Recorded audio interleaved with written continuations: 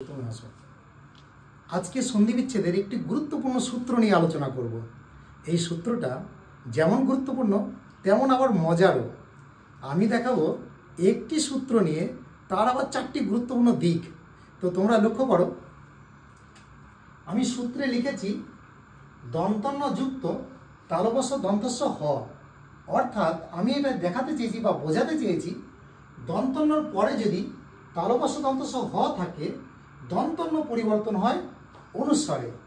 এইভাবে লিখেছি সূত্রটা। তাহলে তালবস্য আছে, দন্তস্য আছে, হ আছে, এর যে কোনো একটি যদি থাকে দন্তন্য পরিবর্তন হয়ে যায় অনুস্বরে। দেখো আমি কিছু উদাহরণও দিয়েছি। দন যুক্ত সন, এটা আমাকে সন্ধি করতে বলেছে।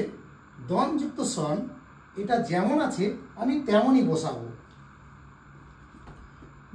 এখানে দন্তনের জায়গায় শুধু অনুস্বার বসাবো আর দ যেমন আছে লিখে দিলাম, ব্যাস আমার সন্ধি হলো। দ্বিতীয়টাও বিচ্ছেদ করা আছে, আমি সন্ধি করব। যেমন হিন যুক্ত সা, এখানে দন্তস্ব আছে, এখানে দন্তন্য আছে, তাহলে আমি শুধু দন্তন্য জায়গায় অনুস্বার বসাবো, বাকি সব যেমন আছে তেমনই লিখবো, ব্যাস সন্ধি হলো।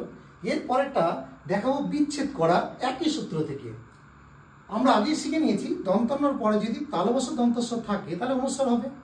সেম জিনিস এখানে অনুস্বরের পর স আছে, দন্তস্ব আছে, তাহলে শুধু যেমন আছে তেমনই লিখব। এখানে শুধুমাত্র দন্তন্য হসন্ত যুক্ত করে দিলাম, ব্যাস প্রশংসার সন্ধি বিচ্ছেদ হলো। এরপরে আরেকটি উদাহরণ আছে বৃংহতি। এটাও যদি আমাকে বিচ্ছেদ করতে হয়, আমি জানি দন্তন্য কোথায় অনুস্বার হয়, তালবস্য দন্তস্ব হ থাকলে। এখানে হ আছে, এখানে অনুস্বার আছে, আমরা জানি এর মানে এটা দন্তন্য, ব্যাস যেমন আছে তেমনই লিখে দেবো, যুক্ত হতি।